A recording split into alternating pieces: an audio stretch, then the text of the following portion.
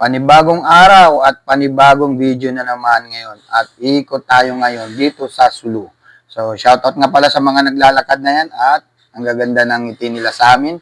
Nakatitig sila sa amin habang kami ay dumadaan. Shoutout nga pala sa inyo. Ingat kayo dyan sa daan. At eto na, paalis tayo ngayong araw na ito. So, tutuklasin natin yung ibang ganda ng Sulu. At dito nga pala, bago tayo makalayo, no, dumaan muna kami dito sa may Quezon Beach. At dati na natin to na i-vlog o dati na tayo nakarating dito. So, dumaan muna kami dito. Para lang umakyat lang ako dyan sa kahoy na yan. No? At nagpa-picture po ako dyan. Yan.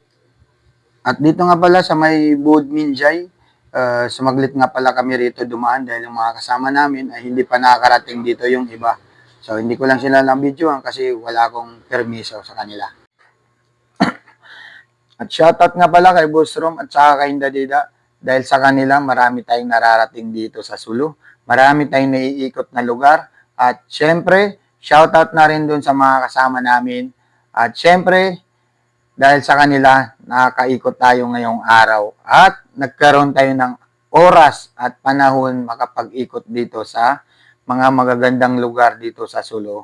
Maraming salamat sa inyo at magpapatuloy tayo ngayong araw. Napatigil kami at bumaba kami saglit at tinignan namin yung dadaanan namin kasi mahirap yung daan. Oh. Pang-expert lang na driver yung pwede rito eh.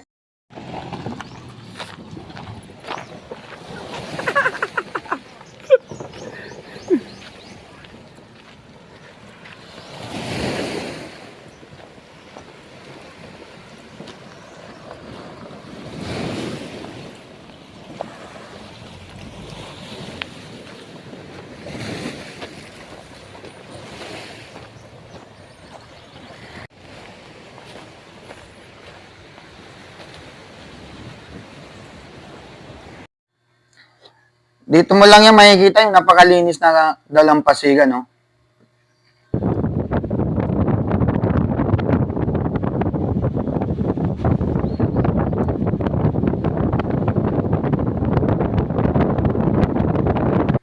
So, eto na mga boss, yung napakagandang lake. Dati sa vlog lang natin to nakikita. Ngayon, nakabisita na rito ang Boss Vlog TV dito sa Timpok Lake. Ano to? Patikol din to? Oo. Patikol Sulu. At pagkatapos naman po namin doon sa may Timpok Lake, ay isang lake naman ang aming pinuntahan. Ito po yung Siit Lake. So, ilang minuto lang ito, galing kami doon sa may Timpok Lake. Narating na naman namin ito.